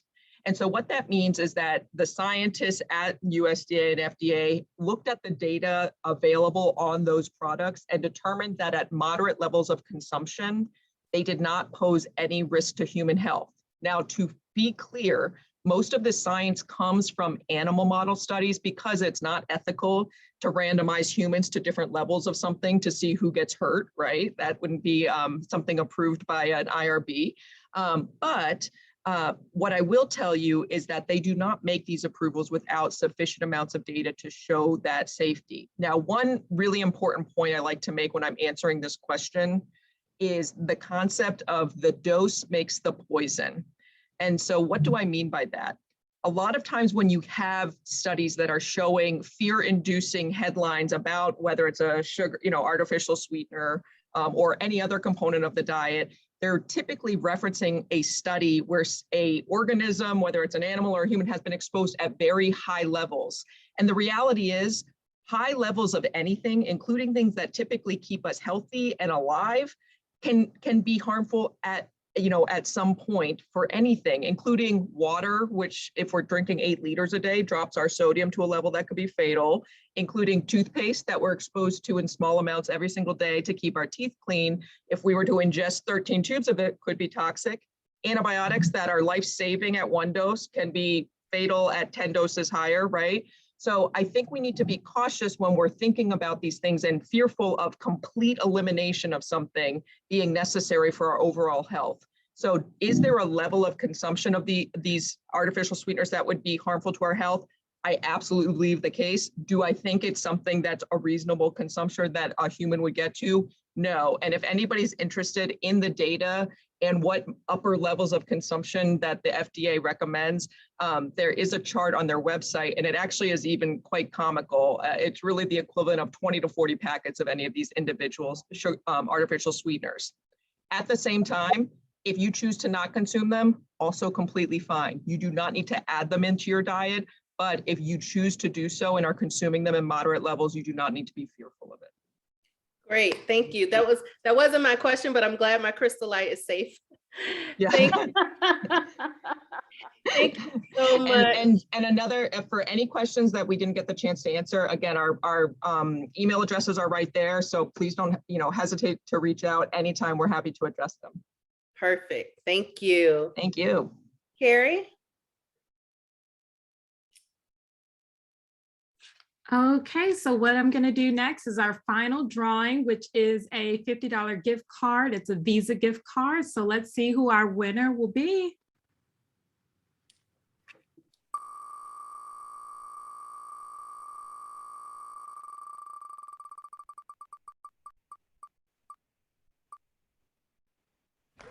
Okay, congratulations, Stephanie. Now I'm going to hand it back over to Moniece. Thank you, Carrie. Now we are up to our final speaker for the evening. Her name is Carmen Hilton. Carmen is a bilingual licensed clinical social worker who joined the Life with Cancer team in July 2021. She earned her master's degree in social work from Columbia University School of Social Work. She has more than 15 years of experience providing psychotherapy to diverse populations in outpatient, hospital, and community settings. Carmen has clinical experience in cognitive behavioral therapy, family therapy, and trauma-informed care. She has also served as a social work field advisor, a field instructor, and has taught field seminar courses. Carmen, thank you. Here we are.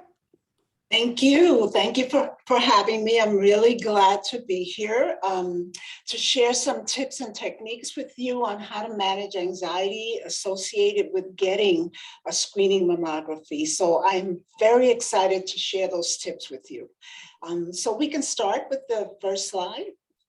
Okay, so what I'll be covering today are barriers to getting a mammogram and how to remove those barriers, common myths and myth busters about mammograms, anxiety and mammograms. What is anxiety? What does it look like? How does anxiety impact my decision about my health, hence getting a mammogram? And I'll share some tips to help minimize your anxiety about mammograms. And I'll talk a little bit about what to do before, during, and after the mammogram. And I'll share a technique, the STOP technique. And then we'll have some contact numbers and resources at the end. Okay, so next slide, please. All right, barriers to getting a mammogram. So these are some of the things that I've actually heard in sessions from people. And first, I want to define barriers so that we have a mental picture of what that means. So barrier is a fence or other obstacle that prevents movement or access to something, or it's something that blocks something from passing or getting through. So I want you to think of a barrier in your mind right now. Think of a really tall, and keep this picture in your mind, a really tall white picket fence all around you, and you're the only one in the middle of that fence surrounding you, and you're trying to get out, or you're trying to access the outside of that. And I want you to keep the definition of barriers in your mind as I go through some of them. So one of the barriers that I've heard to getting a mammogram is, well, I'm too busy. I just don't have the time to do it. So I want you to let's just take about 10 seconds. I want you to think about self-care, keeping barriers in mind. I want you to think about self-care and think about what does that look like for you, and just type something in the chat box. For some people, it might be taking a walk, going to the hair salon, shopping, or things like that. So I'll give you 10 seconds to do that.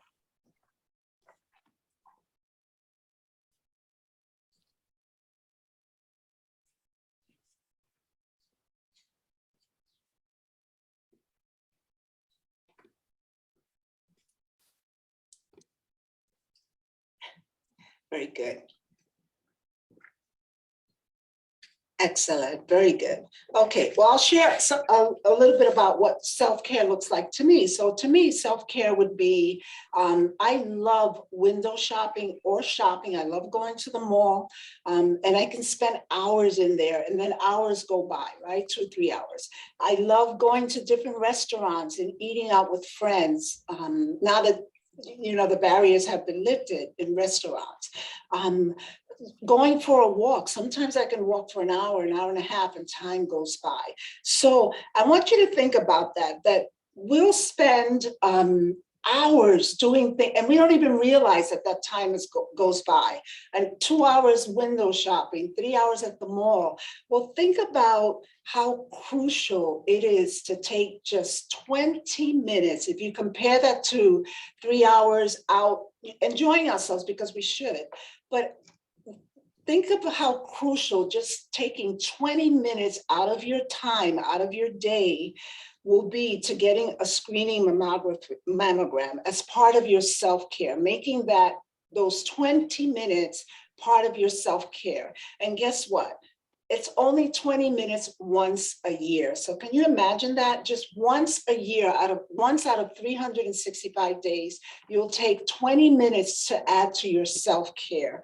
It's crucial because you want to enjoy the rest of your life. So making that comparison and keeping that in mind, that busyness should not be a barrier to your health. Another barrier that I hear a lot, well, I can't get or schedule an appointment. Well, good news. You can call get in touch with the National Breast Cancer Foundation or contact the Center for Disease and Control.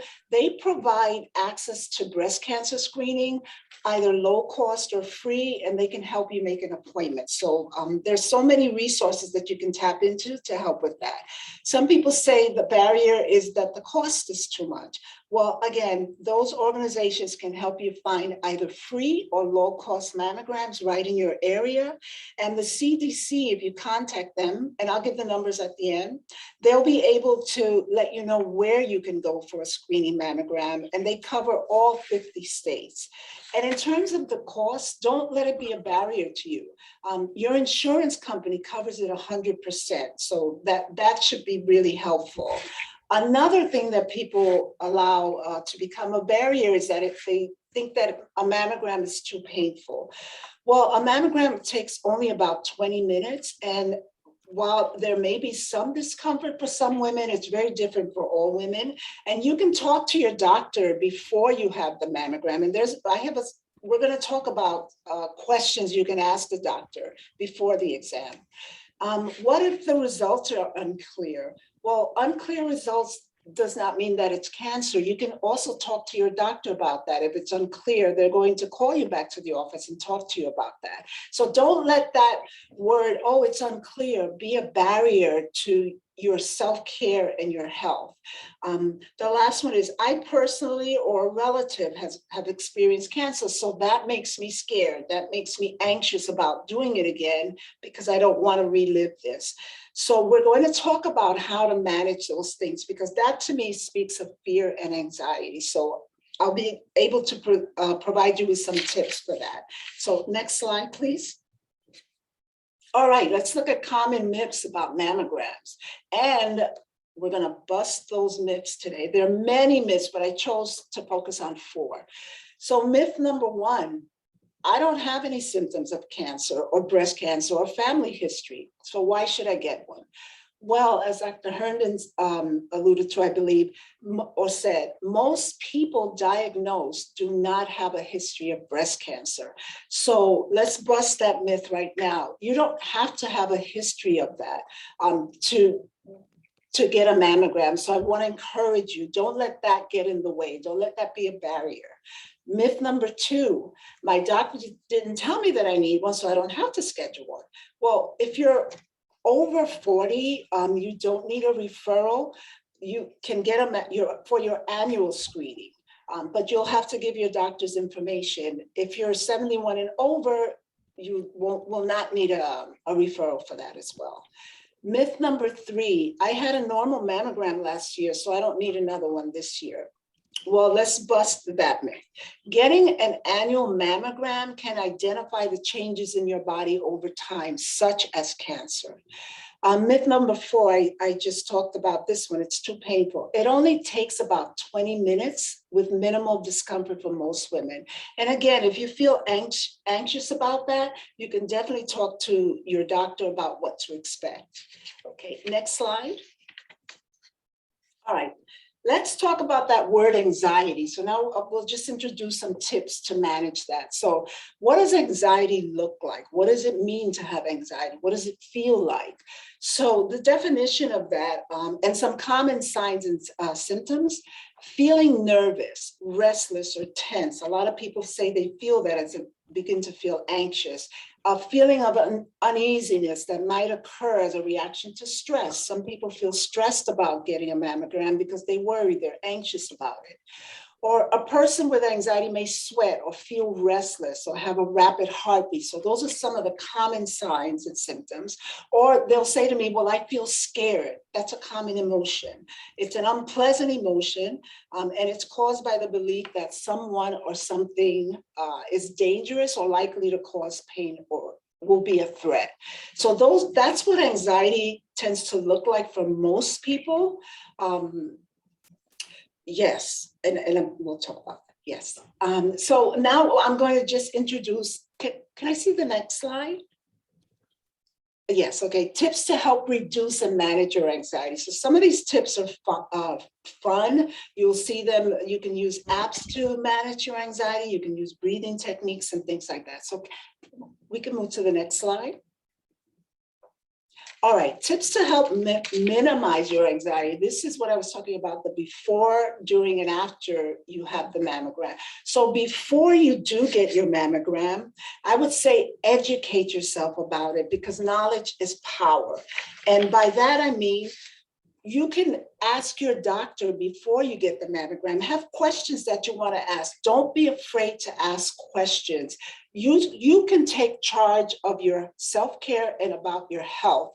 So have a list of questions you'll want to ask. Like, for example, what is a mammogram? What is it going to feel like when I have a mammogram? What are some of the benefits or potential harms of a screening mammogram? What should I do? What should I do if I have breast implants? What should I do before the exam? How should I be dressed? Should I wear deodorant, not wear it? Do I wear perfume? What should I expect after the exam? Or you can come up with questions that you really feel, I don't know the answer to this, and I really would before I get a screening mammogram. And that will empower you. You'll empower yourself to do that. What I won't encourage is what we call Dr. Google, going on Google and trying to find information about about mammograms and things like that. I say the best way to get the best answers is to speak to your medical provider about that. Can I hit the next slide? Oh, I think we went backwards. Okay, now what to do during the mammogram. So have a conversation with the technologist. Have her provide instructions throughout the exam, for example, just to keep you informed about what the next step is and what's going to happen next. She can say something like, well, Miss So-and-so, now I'm going to press your breast against the glass, the plate. The next thing you'll feel is that I'll press down on your breast. Then the next thing you're going to feel is a beep. The machine is going to beep, and I'll tell you why it'll beep. And have her walk you through it as you're getting the exam, because I think that'll help relieve a lot of the anxiety. You can use relaxation techniques during the exam, for example, breathing techniques. And I'll give you some websites and some other information about that. You can use a mindfulness technique. So what is mindfulness? It's just being aware of the present and aware of your surroundings and then connecting with that. And I'll explain it further. You can close your eyes and visualize. You can visualize maybe a vacation you went on. Visualize the color of the sky, color of flowers, your favorite color, sand, almost feel it running through your feet or through your fingers. You can envision that while you're having the exam. You'll be surprised how fast it'll go. Use a relaxation technique, muscle relaxation or CBT. So what is CBT? Simply changing the way you're thinking about something. We all know that when we have these automatic thoughts, when they're negative, they can create anxiety for us. So just changing the way you're thinking about it will be helpful as well. Take a friend with you, have a buddy system. Kirsty alluded to that in one of her slides. You can take a friend with you to wait with you and just hold your hand pretty much if you're still feeling anxious. So next slide, please.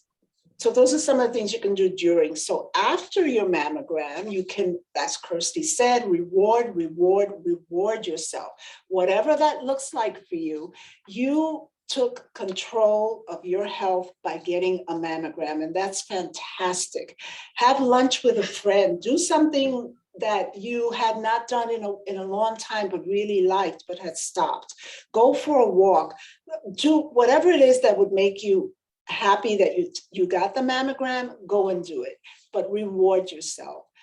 And that's going to help reduce the anxiety after the mammogram. Next slide, please. Okay, so recommendations and techniques. Some of the things that you can do prior, again, I mentioned what you could do during the exam, but you should practice this, not the day before the exam, but make it a habit of practicing relaxation techniques. Breathing, there's some apps that I strongly recommend. One is called Breathwork, and that's how it's spelled. There's no O in the work. There's Happify, there's Living With, it's Living with Cancer if you're diagnosed, and it's a free app. It's amazing. It has a planner on it. It helps you structure your day, breathing techniques. It's a really good app. There's Calm and there's Headspace. Headspace is like having a therapist on your phone. And Calm will give you some sleep stories, music, breathing techniques. It'll teach you coping mechanisms for anxiety, depression, or use spiritual practice. Some people will share with me that their faith is so strong and they use prayer. And I'm an advocate for that. I'm an advocate for all of this. So anything that works for you to help you manage your anxiety, you should use. Create your own personal coping skills bag or a toolbox. In there, you can have mindfulness exercises. You can have a small journal that you can write when you're feeling anxious, or use your breathing techniques, or have some scented cotton balls in a plastic Ziploc bag. Or in that coping skills bag or toolbox, you can also put in things that are textural that you can feel. You can use one of those stretchy rubber things that you can help you. Also, you can count. There's so many different things you can put in your toolbox, but you create it. You make it the tools that you know will be helpful to you during those moments. And last but not least, talk to a therapist. I'm a huge advocate for that one. Or someone in your faith, or someone that you trust if you're fearful about the mammogram. And again, take the buddy system, taking someone with you will be extremely helpful in managing that anxiety. Next slide. Okay, this is the technique that I wanted you to know about. So this one is a mindfulness technique. It's called STOP. So in STOP, you can use this when you're having the mammogram exam. So S would be that you would stop, which means that you would pause in the moment. T would be in that moment when you've paused, when you stopped feeling anxious, you are going to take a breath. You might take a couple of deep breaths and exhale very slowly. You can count it, inhaling 5, holding it for 5, or exhaling. And then O, after you've stopped and paused, and T, taking a breath or breaths, O, you can observe what's happening. Okay, my body's feeling anxious, or that felt better, the breathing helped. Observe what's going on around you, observe what might be triggering that. And then after you've done, you've paused, you've taken your breaths, you've observed, then by then you should feel calm enough to proceed. So remembering that stop sign, I think, will be helpful. Remembering S for stop and pause, T for take a breath or breaths, or O, observe what's going on around you so that you can manage it. And then P, proceed after you've done those steps. Okay, and next step, next slide. Okay, and then some of the references that you can, I mentioned the National Cancer Institute. If you don't have health insurance, they're very helpful in helping you find either free or low-cost care. Medicare, you can call them. The Centers for Disease and Control and Prevention, and the Komen.org Foundation. There's so many others that I'll put in the chat if you want, that can help with that. And so thank you. I hope that those tips were helpful in managing your anxiety. Thank you so much. We do have just a couple of questions for you, and then we'll let you go. Thank you. Oh, I'm sorry. I'm trying to find that question. It's about hives. Are hives a sign of anxiety? You know, I would say that you would speak to your medical doctor about that. I do know that anxiety can cause some physical changes, whether they're hives or other things. I'm not sure, so I can't speak to that question. But I do know that anxiety can have a person tend to, it can exhibit on the outside of the body, definitely. Okay. And then lastly, if you had just one piece of advice, if we could take one thing away from you to bring into our daily lives, what would you suggest? I would suggest that you take at least, incorporate it into your day. Remember, we talked about this, how we can spend hours doing certain things and they slip away. Incorporate at least 15 minutes a day where you are either breathing, or you're going for a walk, or you're doing a mindfulness exercise, or whatever you choose to do. Incorporate that into your day. I guarantee you're going to feel a difference. Short example, I have people tell me, oh my gosh, I'm so anxious, work is so stressful. And then I'll ask, okay, well, what do you do during lunchtime? Well, nothing, I'm still at my computer, I'm working, take your lunch hour, step away from your computer, do something during your lunch hour, go outside. This is going to help you manage the anxiety. So that's what I would say, the self-care, incorporate that time for yourself daily. Not every other day, but daily. So that's what I would.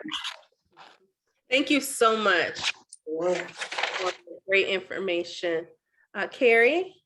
Yes, so I'm Carrie Cropper, and I am the Health and Wellness Chair for the Lambda Kappa Omega chapter. And I just wanted to take a moment to thank each and every one of you for attending tonight's event, and some special thank yous for all of those who helped make this event possible. So that's Tanja Thompson, Dr. Kathleen Harnden, Marcia Morris, Sunita Walker-Resper, the Life of Cancer team, Kirsty Pomeranski, Lauren Fay, Carmen Hilton, Jennifer Byers, Julie Ackerman, and Michael LeVay. And a special thank you to the top ladies of distinction and Monique Jackson Farrell, and also for the gift cards that they gave out tonight. So again, thank you for coming, and it was very informative. I think everyone has something to take away from tonight's event.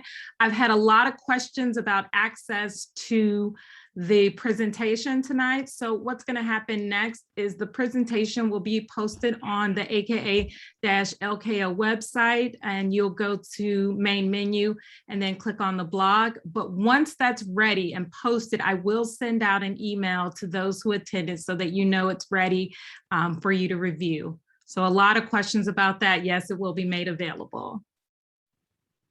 All right, well then have a good evening and thank you for coming. Good night. Good night. Good night.